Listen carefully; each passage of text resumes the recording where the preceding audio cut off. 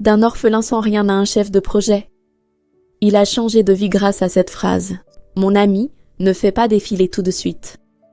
Si tu es pauvre, fatigué, ou si tu as l'impression d'avoir été abandonné par le monde entier, cette histoire est faite pour toi. Il y avait un orphelin nommé Élie, qui était extrêmement pauvre, mais il ne demandait à Dieu qu'une chose. Seigneur, même si je perds tout, ne me laisse pas te perdre. Ne laisse pas mon cœur devenir froid. À 14 ans, il balayait les sols dans un restaurant. À 17 ans, il donnait son repas à un mendiant. En conséquence, il se fait renvoyer par son patron. À 20 ans, il faisait des petits boulots et dormait dans la rue. Un soir, il donna son dernier peu d'argent à une petite fille qui pleurait. Une semaine plus tard, il s'effondra de fatigue sur un chantier. Lorsqu'il se réveilla, la petite fille et sa mère étaient à côté de son lit.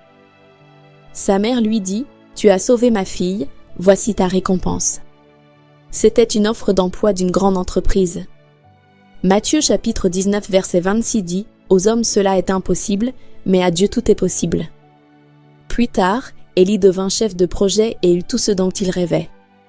Il disait souvent « Dieu ne m'a jamais oublié, il attendait simplement le bon moment. » Frère, Dieu ne t'a pas oublié. Si cette histoire t'a touché, partage-la avec quelqu'un qui est en train de tout supporter.